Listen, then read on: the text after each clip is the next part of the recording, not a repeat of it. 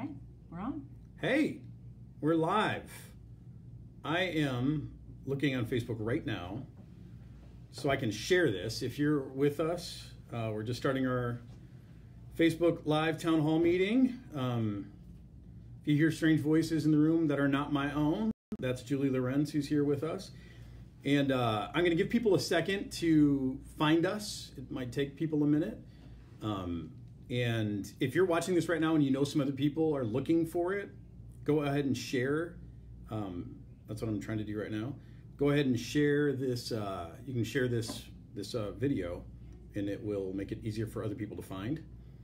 Maybe some random people, but ideally people at St. John's. Looks like we got people here. All right. There's the chime.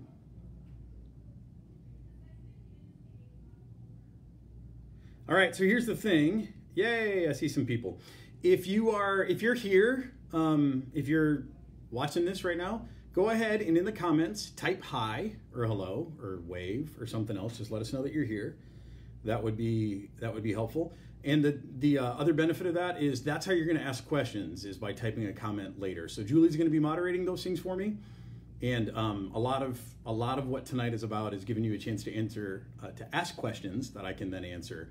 So make sure that's working, that you know what's going on with that by typing hi, hello, greetings, good evening, Ooh, hi, buenas Tina. noches, anything else in the comments.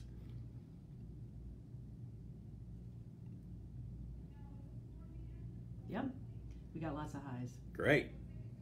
It looks like we got 45 people with us right now. So we're going to take just another minute to allow people time to catch up here with us, to find us before we dive in and get started.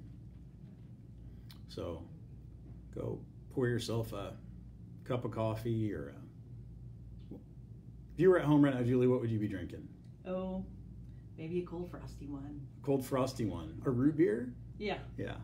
It's Tuesday, Michelob Light. Gotcha. So whatever you have, it's all right. Thanks for tuning in. Thanks for joining us. Yeah. What are we up to? 56. All right. We'll give people just another quick minute. Hey, I see lots of people sharing. That's awesome.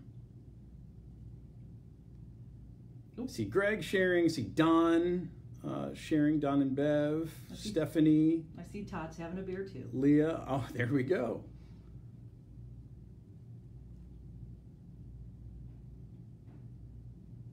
Great. We'll give people just another minute to find us. Glass of red. They're just rubbing it in now, Yeah, they're aren't just they? rubbing They're it like, in. hey, this is what I'm drinking. And, yeah, right. Yeah, my water bottle is actually almost empty, so I don't even have adequate water supply. Okay, still liking, still sharing. Halftime.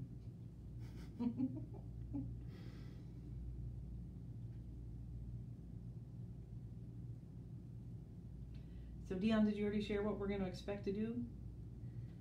Not yet. I'm going to share it in just a second once we get ready to get going. The goal is to not to have to repeat myself too many times. So we'll give people another minute or so. Yeah, I see people sharing the event, I think, rather than the feed. Let me see. So if you're actually watching if you see the notification for the actual live feed, if you would share that even more than the event, that would be helpful, because the event doesn't actually link to this.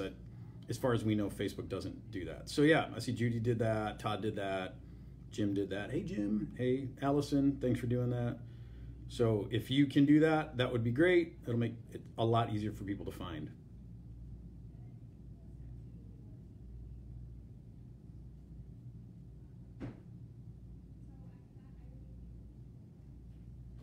All right. Well, hey, I'll give us a soft start here. Thanks so much for joining us for this is a groundbreaking event. I don't think we've ever done this before in this kind of format, but it's a town hall meeting where you get to be in the comfort of wherever you are or the discomfort of wherever you are to talk about something that's really important for our future. And a big goal of what we're going to do tonight is I'm going to share with you some of the things that have been going on that have led us up to this point, clue you in on our branding process, what that's all been about. But I want to leave a lot of time tonight for you to ask your questions. I'll try to anticipate some of those questions and give you information that I think would be helpful for you to know. But don't be shy about asking questions. And whenever you have a question, you can feel free to ask it. I'll talk for a few minutes first. Julie's gonna be monitoring that. She'll toss me the questions when it's time. So why are we here tonight? First, I want to share with you what we've been doing up to this point. This whole talk about rebranding and even considering a name change, that is not coming just out of nowhere. This has actually been years, plural, in the making of us just wrestling with this and working through some things. And I'm not going to take years to tell you all that, but I am going to take a little bit of time just to help you understand where we've been in this whole process.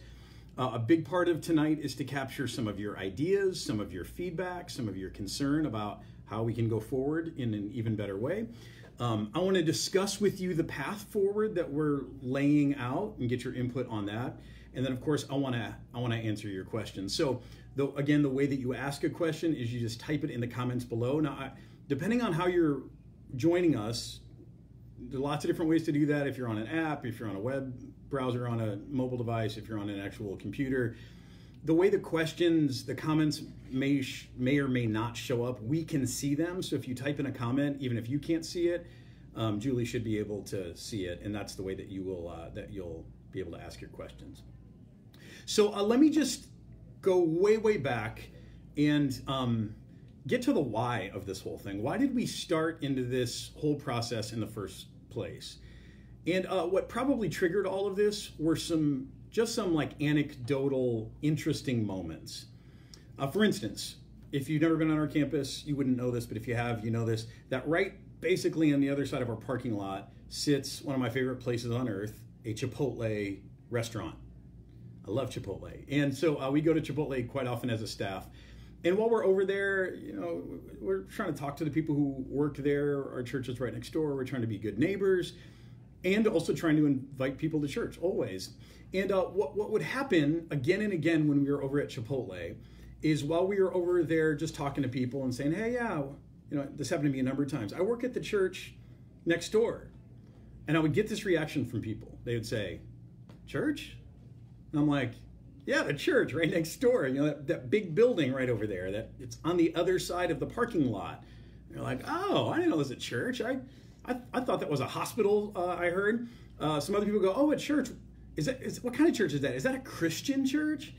And I thought, man, this is crazy. Like, we've got these people right next door to us who don't even know who we are or even that we're there.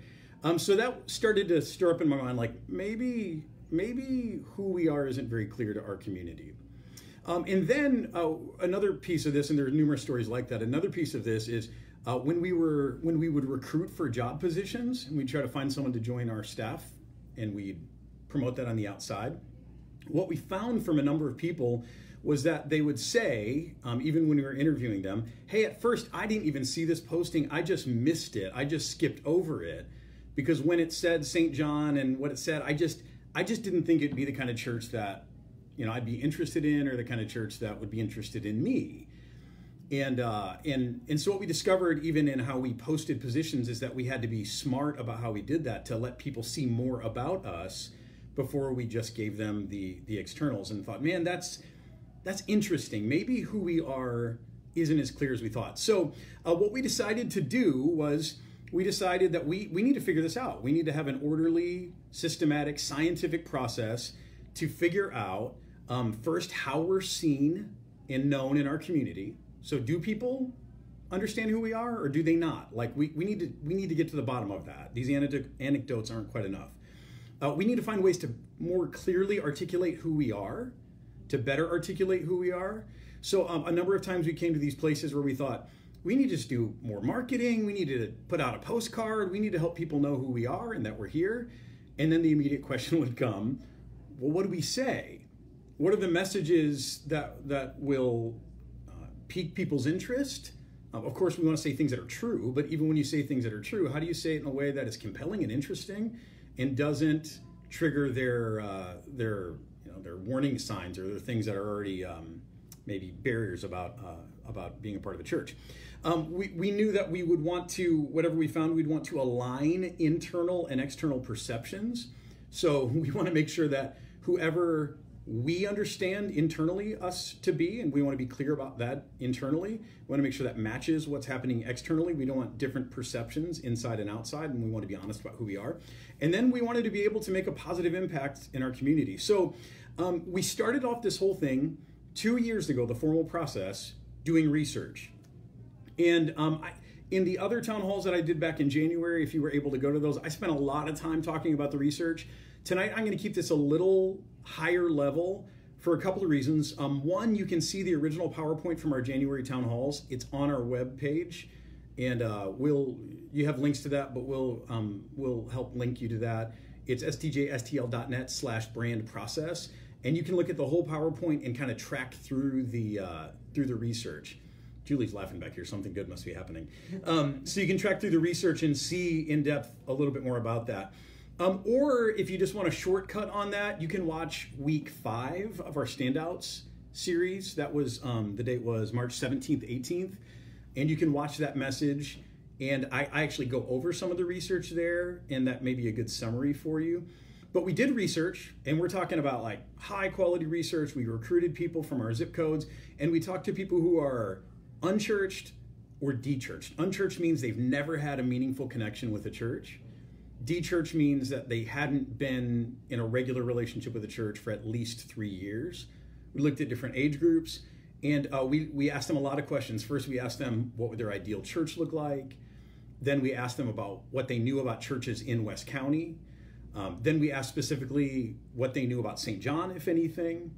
Then we started to introduce ourselves to them. We told them a little bit more about who we are, and we put statements in front of them, and we asked for them to kind of say what resonates, what doesn't, what makes sense to you, what confuses you. So we put all that into those focus groups.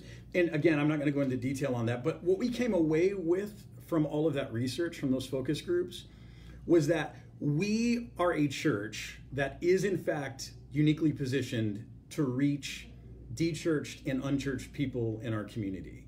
That we are a church that unchurched people and dechurched people in our community are very interested in knowing more about, maybe even interested in attending. And these are people who don't go to church.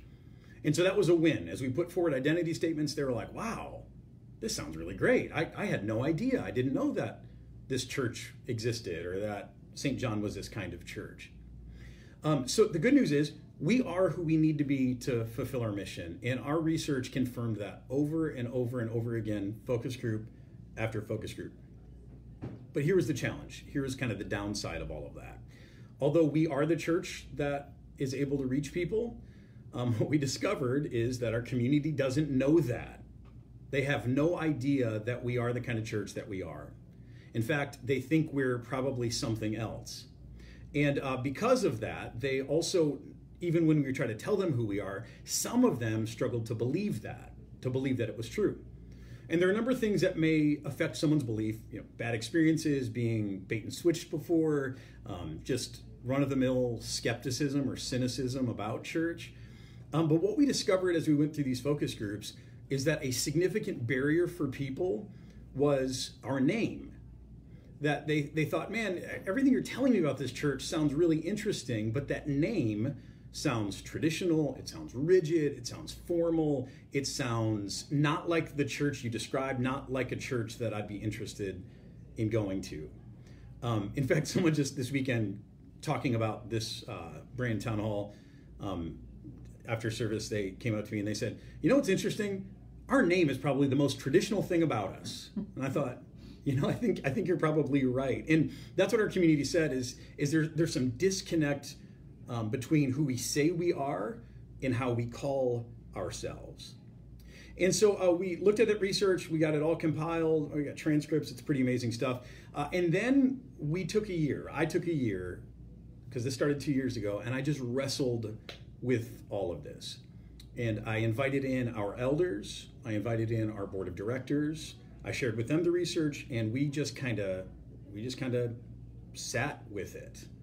And I spent a lot of personal time, just wrestling in prayer, trying to figure out what do we do with all of this? What's the right way for us to go forward? Is this something that we as a church want to try to tackle? How do we tackle this? What's the right thing to do? It's clearly something that's getting in the way of our mission, but what's the right next step for us as we move forward? So I took a full year to do that, and then after a year, starting last year, about this time last year, we all agreed, our elders, our board, we agreed that it was time for us to move forward. And so one of the first things that we did to move forward was to assemble the brand advisory team. Now, I got some high-tech Ross Perot style graphics for you. Can you see this, Julie? Yeah. All right. Anyone remember Ross Perot? Yeah, raise hands. I can't see you, it's fine. So we assembled a brand advisory team. And the brand advisory team, we intentionally chose people all across St. John, different ages, different pockets of people that they know, different tenures. Some have been here for a long time, some are newer. All of them are deeply committed to our mission. All of them are deeply committed to our church, but we tried to pick people who were different in a lot of other ways after that. And we assembled them together for a couple of reasons. We thought, I thought, if I'm going to wrestle with this further, I don't want to do this alone. I want representatives all across St. John to help me wrestle with this. People who represent the full breadth of our congregation. And then also, if we're going to figure out what to do, I want people who can give feedback, who can give input, who can really give voice to the congregation, because obviously we're a little bit too large to be able to do this all together. And so we got the brand advisory team together, shared with them the research, just spent some time sitting on that, praying through that, and all of them also agreed, hey, we think it's important for us to move forward. And one of the first things that we did as we moved forward is we said, all right, let's start with a brand platform. Now, a brand platform is a brand's North Star. It's kind of your guiding direction, and it helps just provide pillars and a framework for everything else that you try to communicate about yourself. And so it's how do you take who we are, the uniqueness of who we are, and how do we put that into language or pictures or words so that we can express that out in our community so that people can start to understand who we are. And so we began to build a brand platform together, and we had some staff teams who worked on this, and the brand advisory team worked on this. High-tech graphic number 2. This is our brand platform that we have come up with. Now, if you happen to be on another device, this is on page, Julie's saying no way, page 23 on the PowerPoint. You can make a mental note and check it out later. You'll be able to find it. But this is our brand platform. And across the brand platform, we have pillars. And these pillars are key messages that we think are true of us. And they're also messages that we know can positively resonate in our community, because we learned that in our research. And so our brand pillars are things like unconditional acceptance, that we are a place, we are a people of unconditional acceptance, true to life approach, inspiring connections, and a God-directed journey. Now, these may sound familiar to you if you are regular in church, because these were the pillars that we talked about throughout our Standouts series. And we spent a week each talking about these things, why they're biblical and why they're important for us to live out. So those are the pillars, but above that, there is a brand promise. See, all of these pillars are there to support a promise. What sets us apart from other organizations who are doing good? And what sets us apart from even other churches in our community? And this is what we came up with as our descriptive language. We said, what we are trying to do, our promise is, we are bringing together imperfect people in pursuit of a whole life. So we're bringing together imperfect people in pursuit of a whole life. Now, a part of this is just what churches should do. That bringing together phrase, is there any point in having this up, or should I just put it down? Okay. That bringing together phrase, the New Testament word for church is this word ekklesia, and it literally means to call out or call together. Sometimes it's translated, ekklesia is translated assembly. And so bringing together people, that's kind of what the church is. That's what it's been since New Testament days, and that's who we are. So we're bringing together But what we say, and I think this is kind of distinct of us, every church talks like this, I think we actually mean it, that we're about bringing together imperfect people.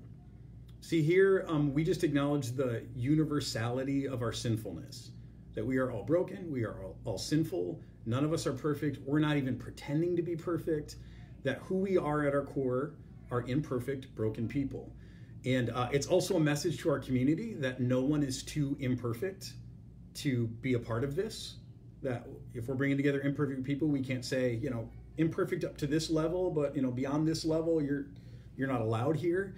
That truly anyone who recognizes their imperfection, they can find a home here. And in fact, I think the only people who won't feel comfortable here are the people who struggle with that idea that they're imperfect. And there are probably other places for them. That's just not who we are. Got a very imperfect pastor, other imperfect leaders, and we're going to be bold about proclaiming that we're a place that's bringing together sinful, broken, imperfect people. And then that last part of the phrase, in pursuit of a whole life, I think that's what makes us really different. See, because the way I hear other churches talking is there's some birds like going crazy outside the window. Sorry, I got distracted. Not squirrels, birds. But what sets us apart, I think, is that last part, in pursuit of a whole life. Because other churches, what I hear them talking a lot about is that they're trying to get people to heaven. We are too. But that's kind of where it stops. And the goal is just believe in Jesus, because he'll forgive your sins. And if you trust in him, you get to go to heaven when you die. And frankly, as I read the New Testament, I see so much more there, written there, than that. That's true. That's an important truth. But Jesus' promise for us is actually bigger. And we as a church, we stand for that. We believe in that. In fact, Jesus, right after his resurrection, and you probably heard me say this before, but right after his resurrection, he appears to his disciples in the upper room, and the first word out of his mouth is this Hebrew word, and the word is shalom. Now, on the surface, that's just a Jewish greeting, like, hey guys. What it means is, and the way we usually translate it, is peace. Deeper than that, though, really the sense of the word is wholeness. Jesus is saying, hey, it is well now. You are whole. It is complete. You are full. More than just, you can have peace now. He's speaking wholeness over them. And so part of what makes us unique is that we're not just trying to get people to heaven. I mean, that's when we'll be whole, finally. But until that day, we believe that what Jesus has called us to do is to pursue others, yes, on a mission, but together to pursue a whole life, to discover more and more what it means to live under the love of God and how to find wholeness in every aspect of our life. And so that's why we talk about the things that we talk about. We talk about relationships, we talk about money, we talk about health, because all of those things, first of all, the Bible talks about, but all of those things are things that lead to a whole life. And we believe that's what makes us distinct. And so in our January town hall meetings, we put this up in front of people, and we probably had a couple hundred people come to those. I walked them through this in even greater detail than what I just did now. Aren't you glad you missed those? And then I asked this question, and there's some great personality words down here too, but then I asked this question, does this sound like us?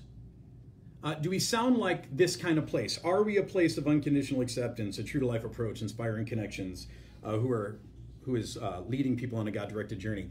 And the answer was a resounding yes, that sounds like us. So that felt good. We knew we were on the right track. And then we asked another question.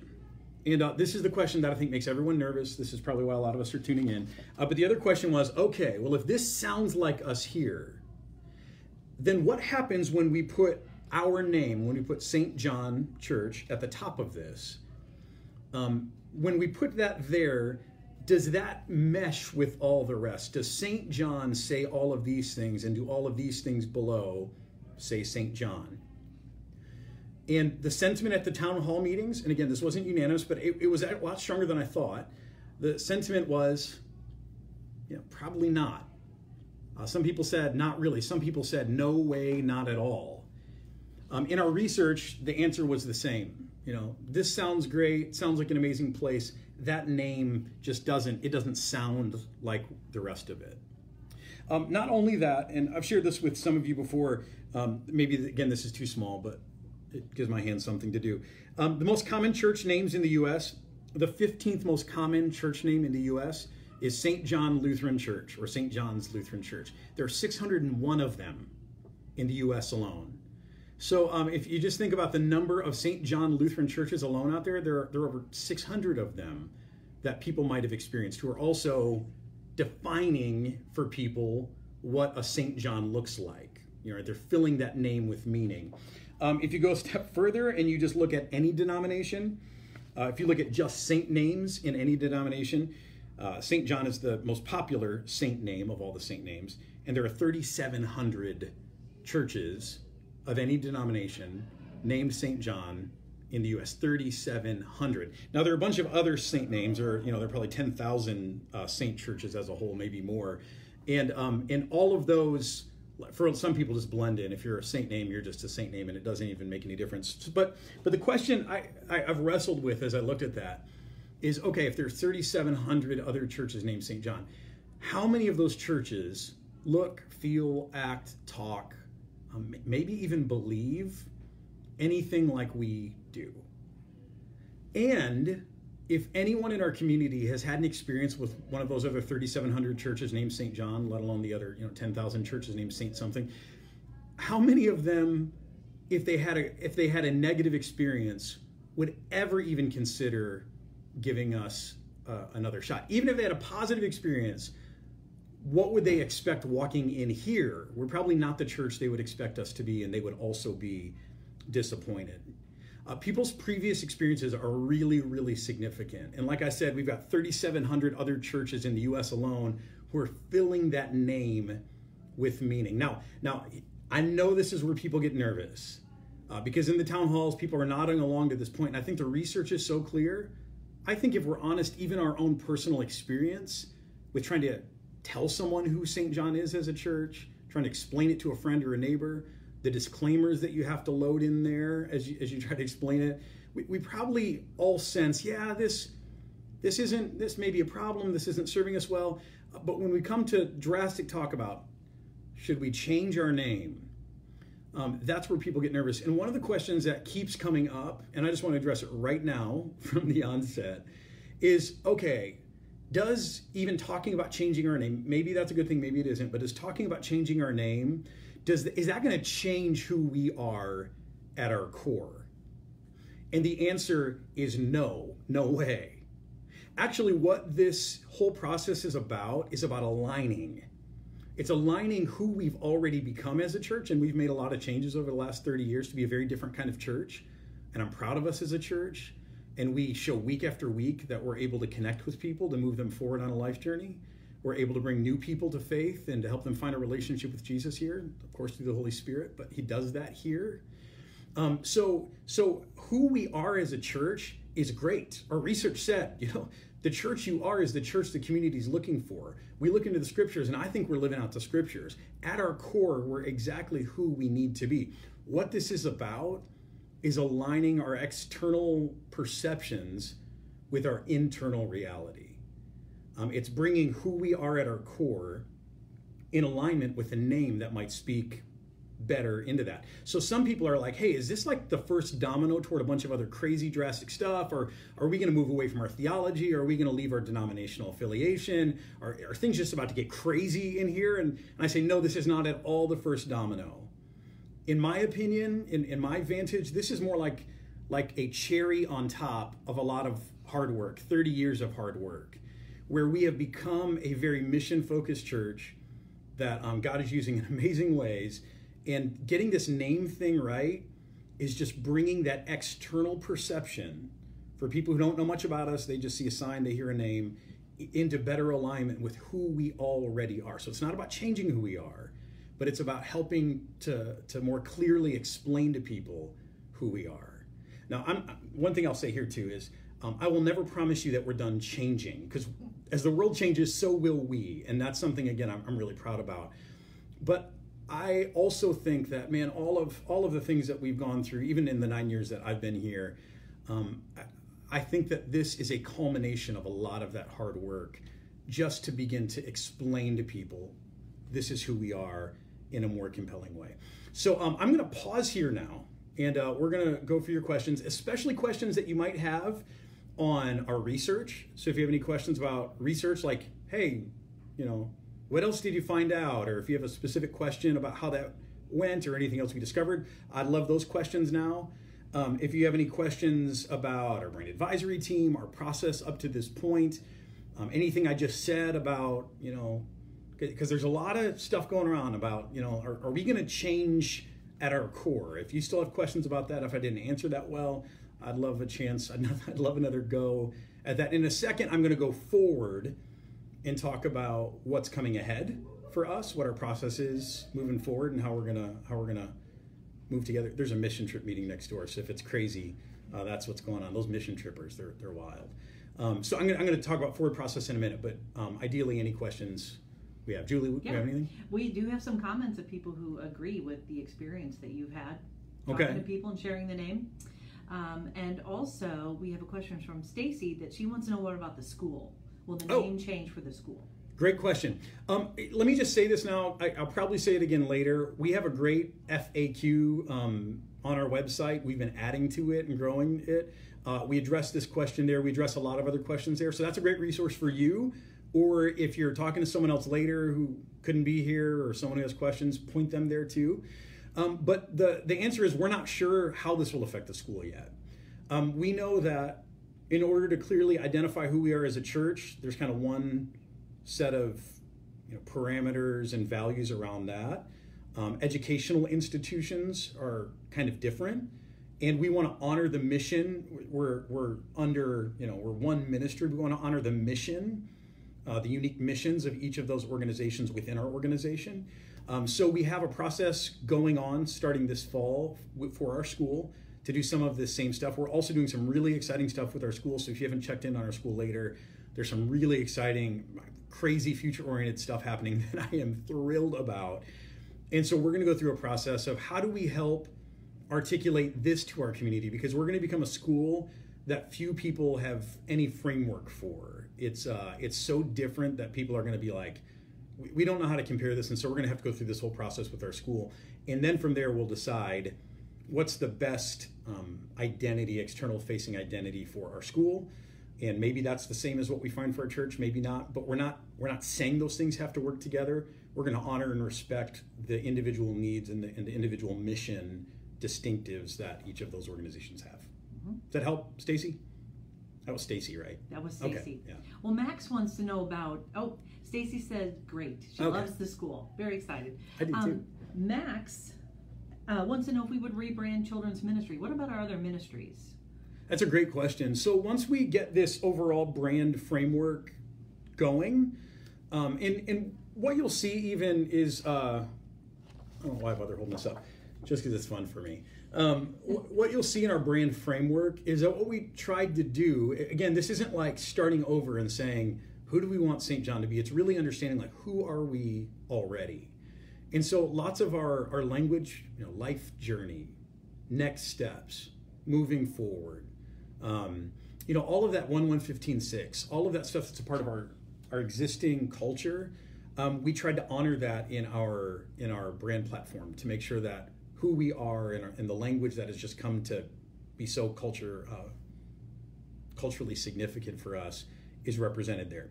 So once we finally get to this other thing of name, I think it makes sense to then look at how that falls back into the rest of our ministries.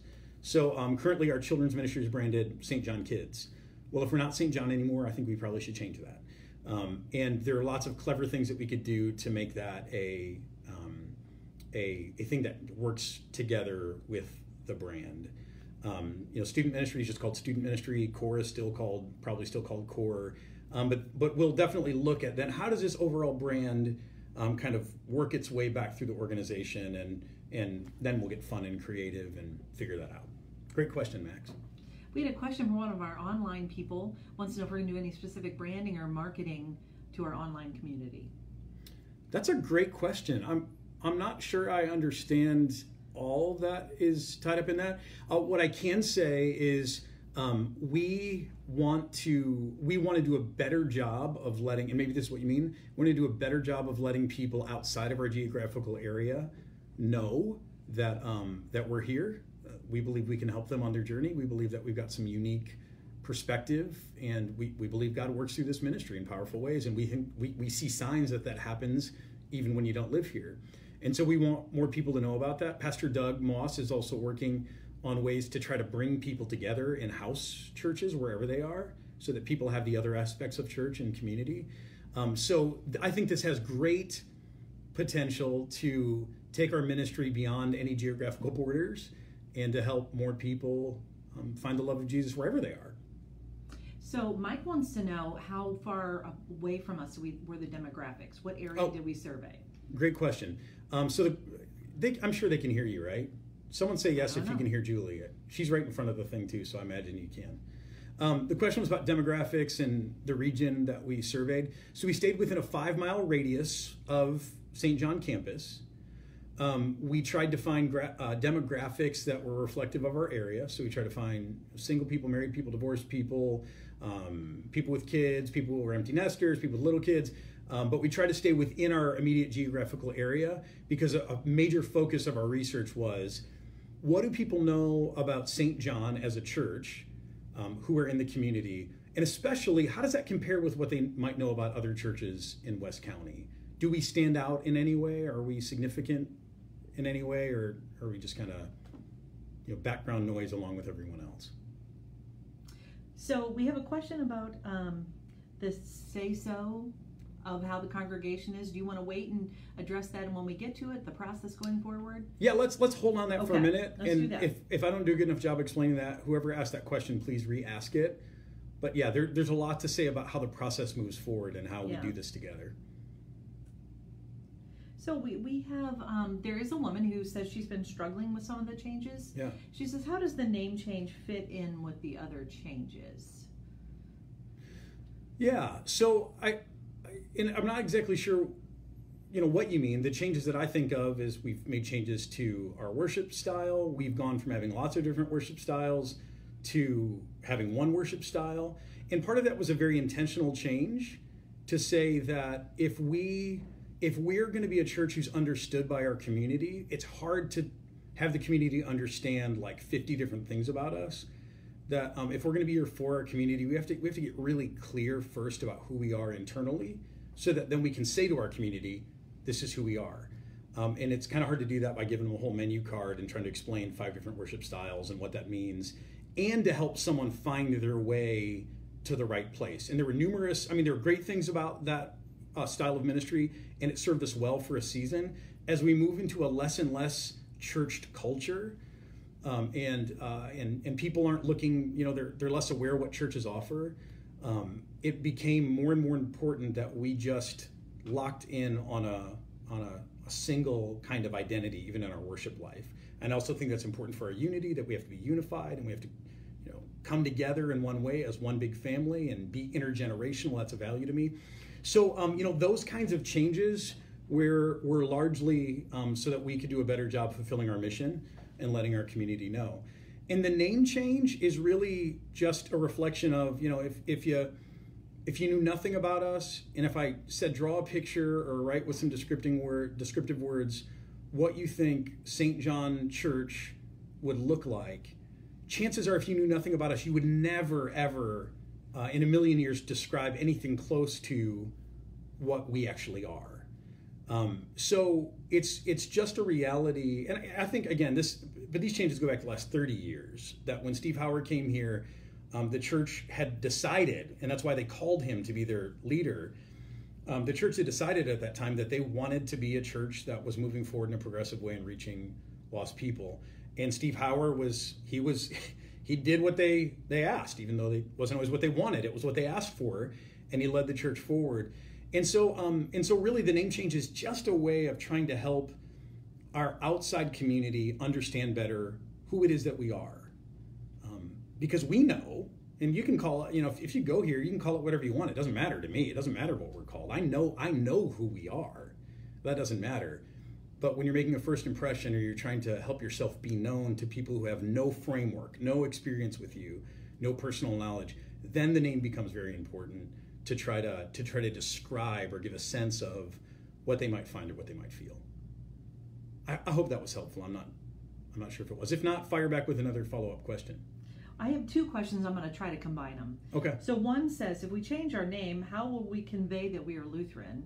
And the other question is, are other Lutheran churches doing this? And is the LCMS supportive of us changing names? I wish you would combine those. I'll try make sure I don't miss any of those things. Okay. So I'll start with the second part first.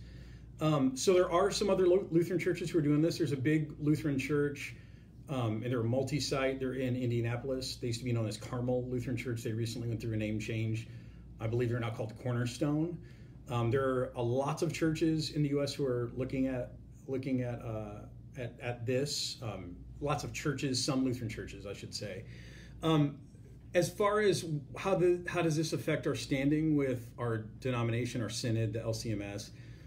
All LCMS congregations are self-governing. We're autonomous, and we have a right to govern ourselves in the way that we deem best for the sake of our mission. The only things that we are held to account for is our biblical teaching, our biblical belief, what the scriptures actually teach. So we can call ourselves whatever we want. It's really up to the congregation to decide all of that. Now, to the first question, I think I remember it. To the first question, which I think is really, really important, how will people know that we're Lutheran if we change our name?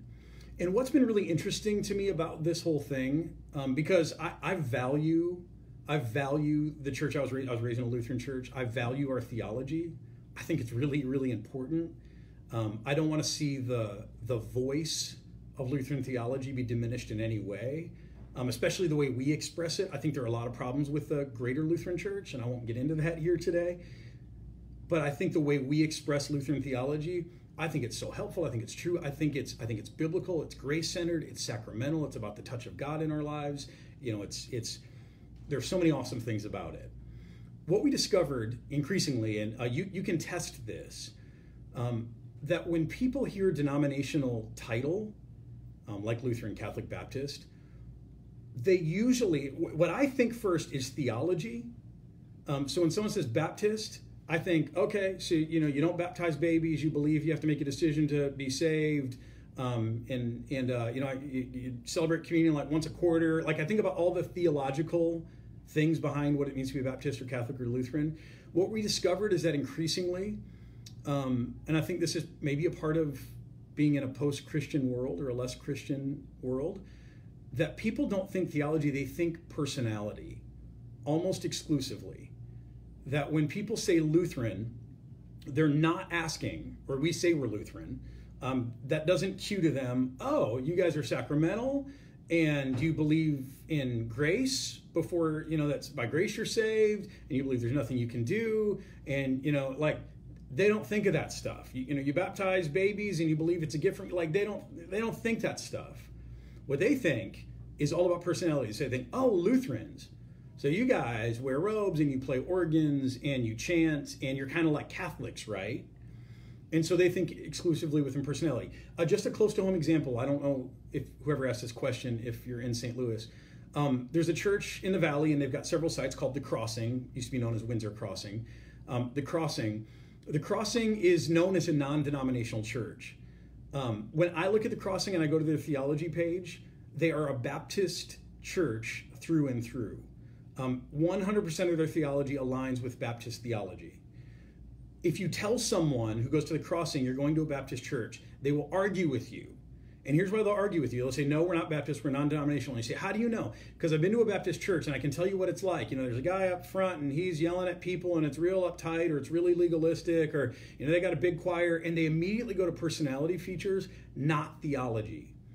So even and the reason I get to that is it's really, really important that when we talk about how will people know that we're Lutheran, hear me on this.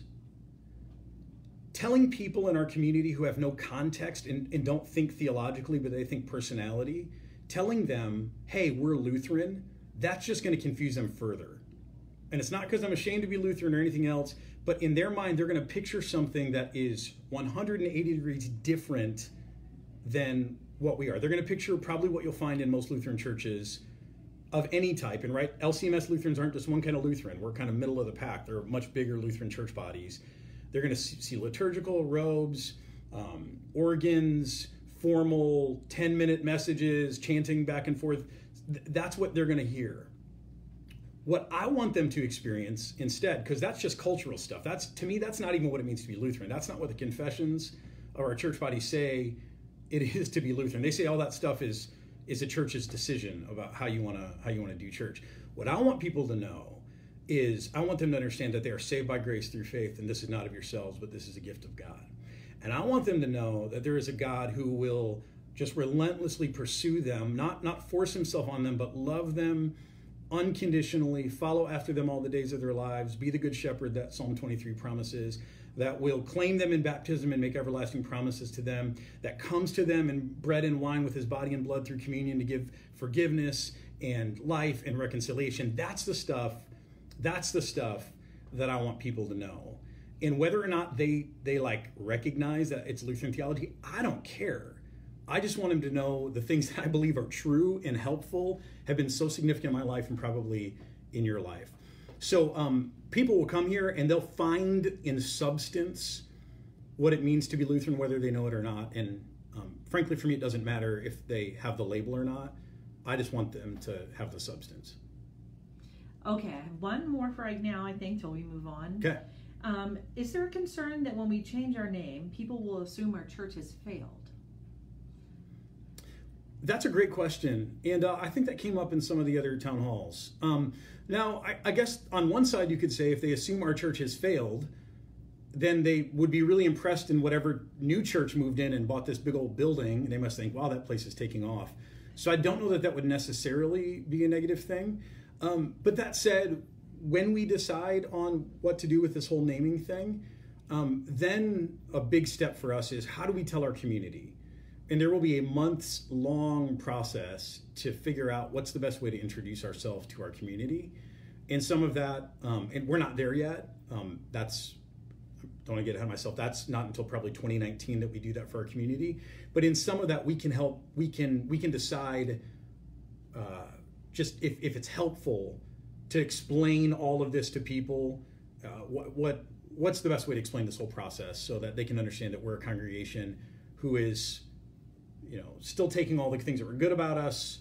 Those still exist. We're just evolving. We can figure all that out later. But there will be an aggressive, very detailed way of telling we're not going to go through this for nothing. We have to tell our community, and there's going to be a great plan for all that. We just don't have the plan together yet. You ready for one more? Yeah. Or you want to move on? Yeah, we'll take one more. Okay, so the one is, if we want to differentiate our name away from saint to be less traditional, how do we differentiate ourselves away from the generic non-denoms that we are something special? Yeah, that is a great question. And part of this is, I said before that we want to be a non-geographical church, but part of this is contextual. So primarily, we're a local church in a community, and we can look around and we have so what are other churches called in our area, and how do we make sure we differentiate first from other churches who are right here in our community, and then we can't know what's going on in every community in America, but we do know some church naming trends. On the surface, and there's a lot there, but on the surface, again, if people are thinking personality over theology, on the surface, it may not be bad to lean more toward a name that sounds non-denominational, because at least personality, that's what people will find here. They'll find greater substance and greater depth and richness here. But personality-wise, they'll see some things that may look more like that. My goal, of course, and we don't have a name yet, my goal is to find a name that is totally unique, that embodies the uniqueness of our brand platform, and that's part of what this whole thing is about. Part of the discipline of this exercise is, if you put any other church's name in St. Louis or in the country here at the top of this, could this be true of them? Could you be like, oh yeah, that's true of 50 churches? And so we tried to build this in a way where we said, no, I think this is unique to us. And so out of this, and this is probably a better answer than everything else I just said, but out of this brand platform that I think is unique, we hope will come a unique name that expresses this brand platform and that keeps us from being generic.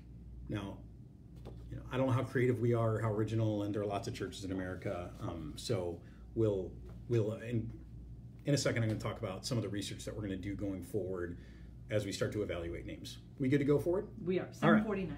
Great. So this next section is a little shorter. So going forward, where we are right now, if you can see this, we're right here, Brand Town Halls in the month of May. Next week we have a congregational meeting. We can talk more about this and have more discussion if you're here local.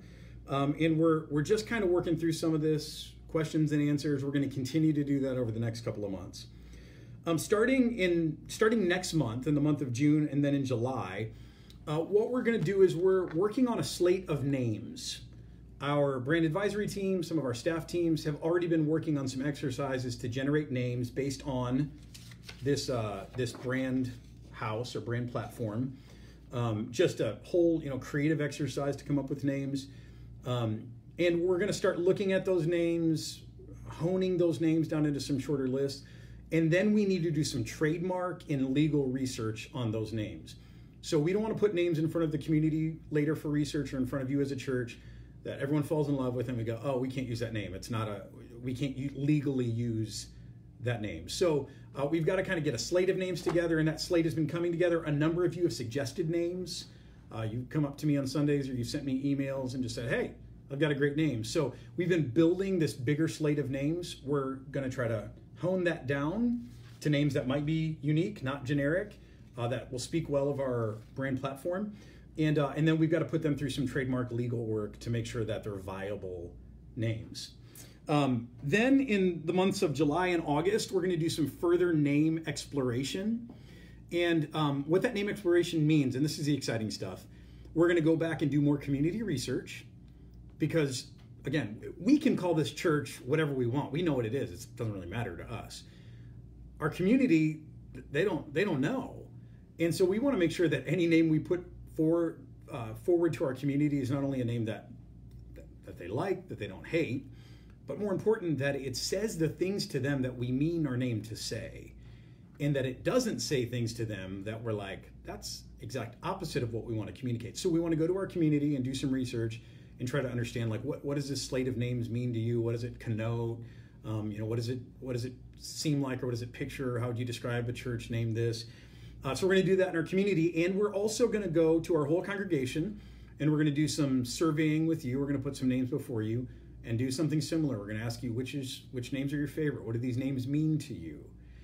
We're going to take all of that research internally and externally. Again, that's July and August. I know this is small and you probably can't see it. And we're gonna wrestle with all of that, again, using our brand advisory team, using our congregational leadership. We're gonna wrestle with all of that, and our leadership is going to come together with a proposal. And we're gonna say, hey, this is, and again, I don't know what the proposal looks like because I don't know what any of this looks like.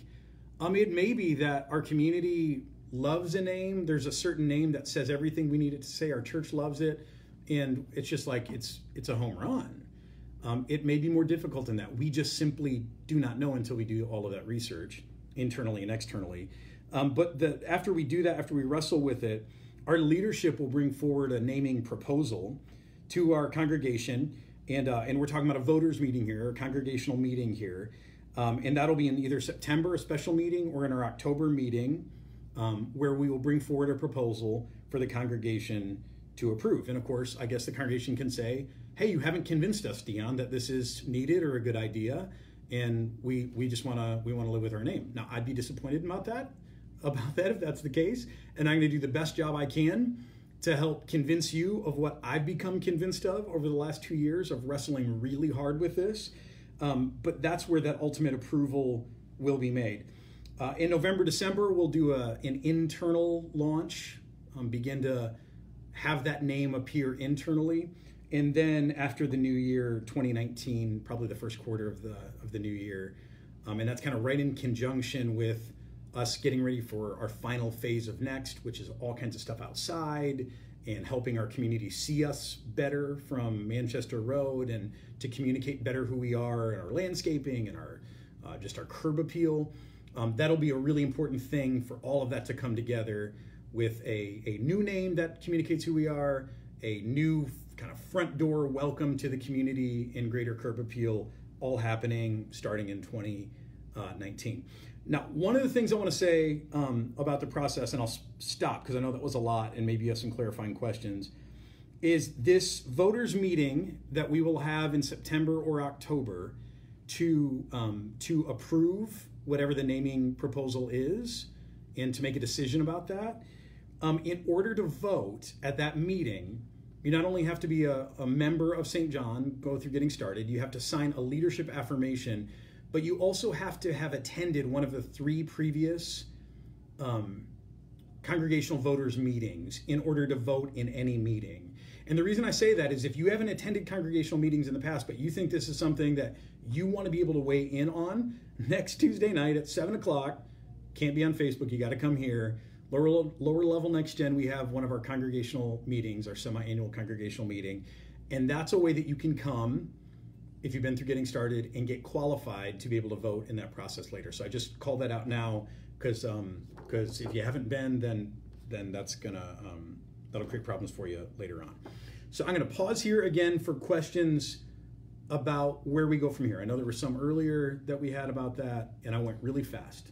Yeah, so I guess the one question from earlier was, how the congregation will weigh in. Yeah. So I think you covered that. So if you don't, send us a follow-up question to that Yeah. one. I mean, we'll want to hear from you in a non-decision making way.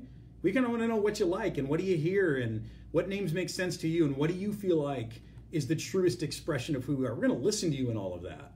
And there have been some great ideas already that have come out of the congregation since I started talking about this in March. But then ultimately, a decision of this magnitude the congregation has to vote to approve it. And so that's where the final decision is. Okay. There's a lot of comments. They're making a lot of comments to each other and things like that. So okay. Not necessarily all questions. So I'm trying to hit the questions. Okay. Well, you keep looking, and I'm going to get a drink of water. Yes, right. If anyone else has a question about process. We did have a question. I'll try this to is spill water on myself. not a process question. Okay. But it is why not using Lutheran in our name? What is the philosophy behind not using Lutheran in our name? Yeah, again, while I think most of us think in terms of theology with Lutheran, and we're proud of our theology, we're proud of what it stands for in a deeper way. For most people, Lutheran says personality. And if you go to this church, then you know that we don't look like what most people think Lutherans look like. Now, truly, Lutherans should be able to look however they want, but there is a perception of what Lutherans look like. Not only that, but Lutheran as a name, I mentioned before the LCMS, the denomination we're a part of, it's like just slightly over 2 million members. I think they're about somewhere upper 5,000 churches into LCMS. There is a much bigger. There are over I think 30. I think I said last week or a couple weeks ago, over 30 Lutheran church bodies in America. The biggest one is the ELCA.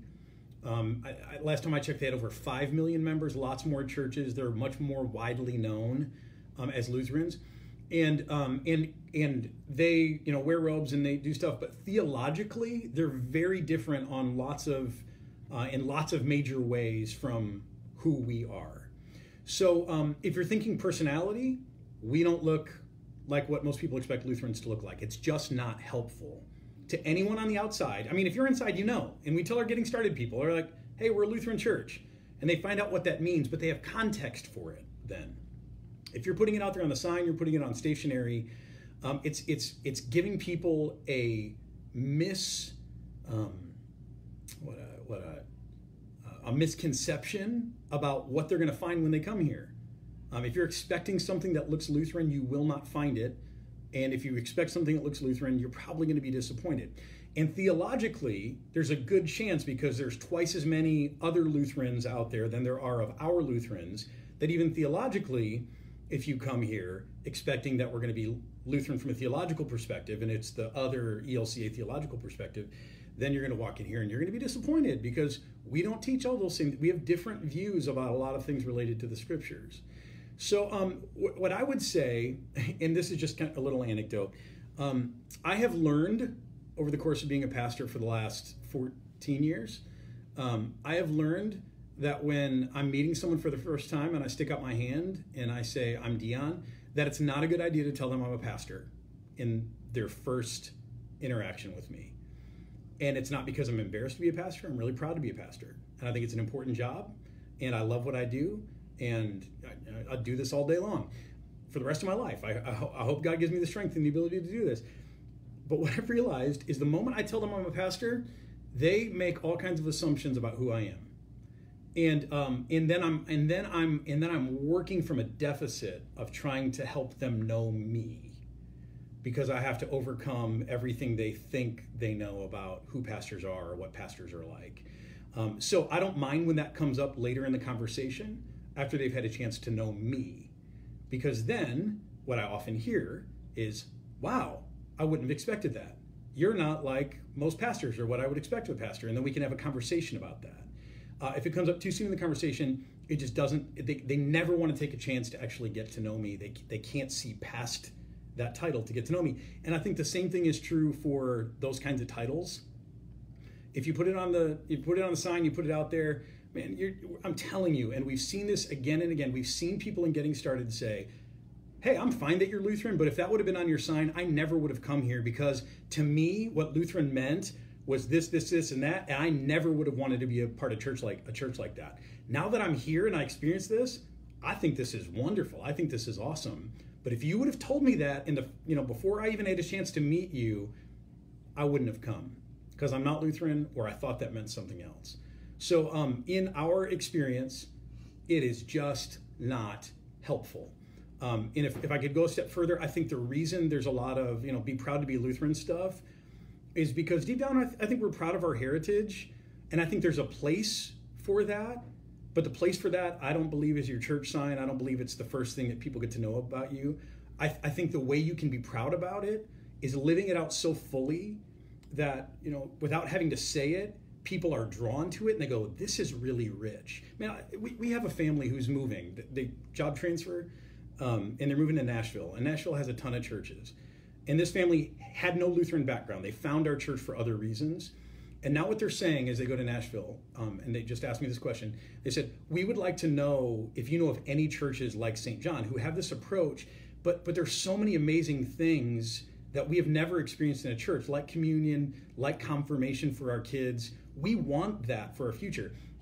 They never would have known they even wanted that. And they never would have come here if we overplayed the Lutheran thing. But instead, what we find is that all the things that we think matter most, people end up embracing. And I think it's a much better strategy. If you're proud to be a Lutheran, stop insisting that we say Lutheran in the first sentence. Instead, hey, let people experience it and let it speak for itself.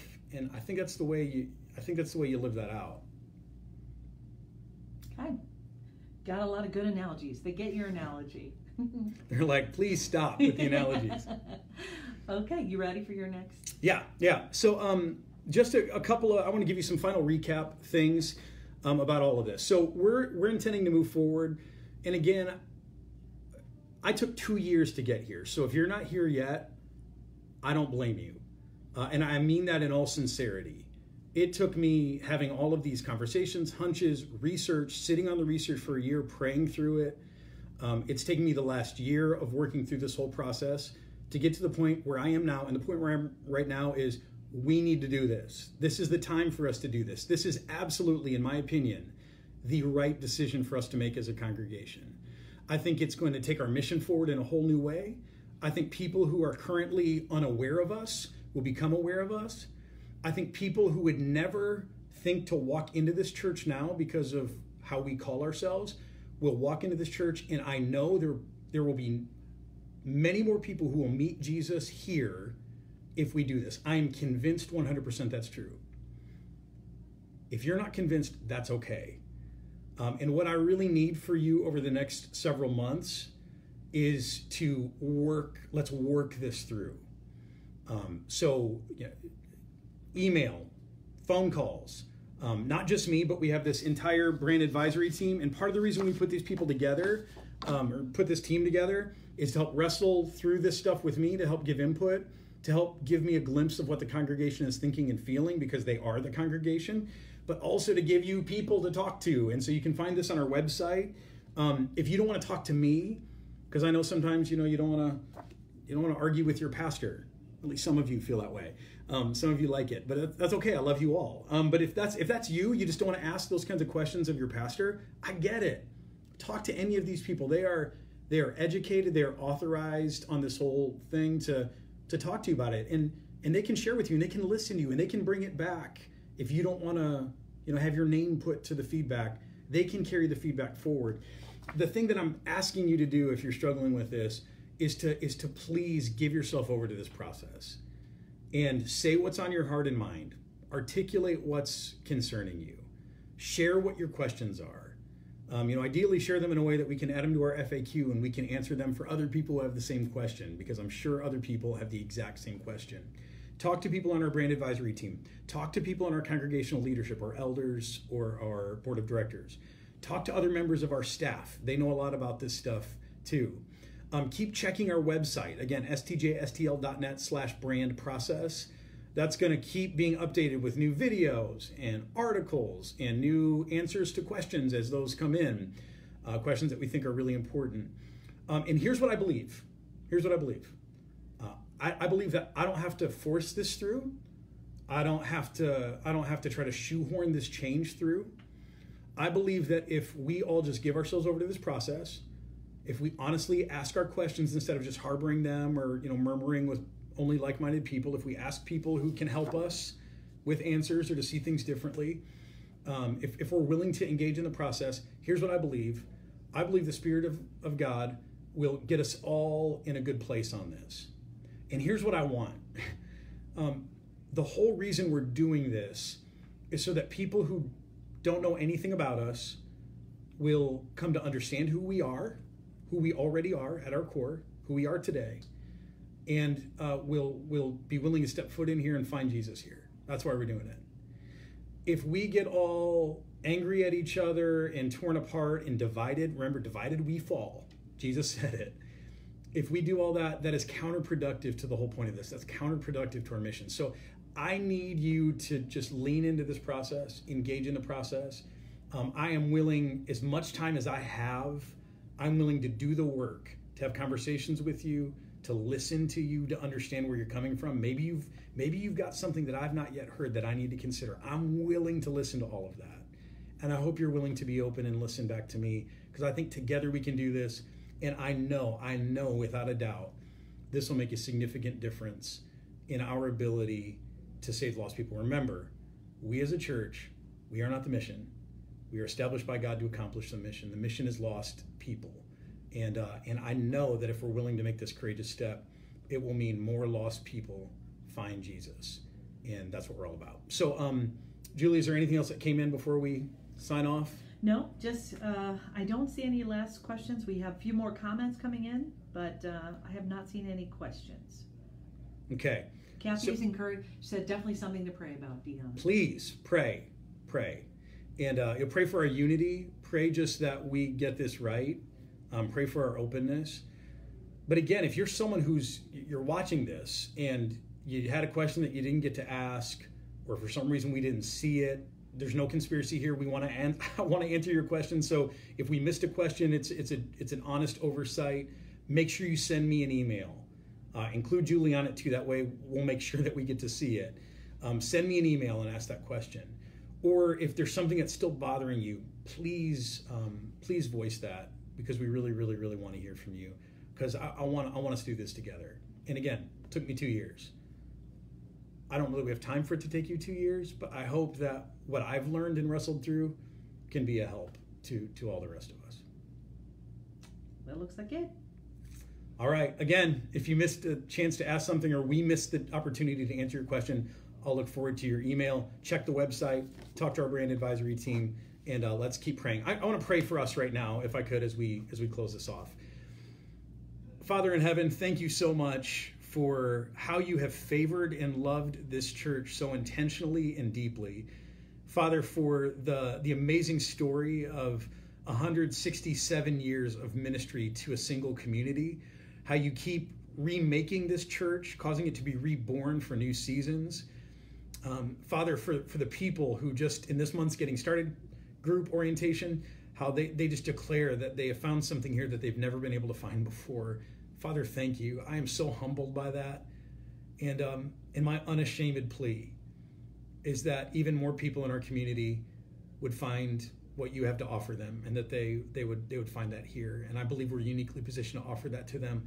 And so, Father, however you see fit, and I believe this name change process is so important, but however you see fit, use us in greater measure to help save the lost, to help people find life in Jesus, not just heaven someday even, but to find wholeness and reconciliation and hope and peace and belonging and forgiveness and purpose and all the rest in Jesus today.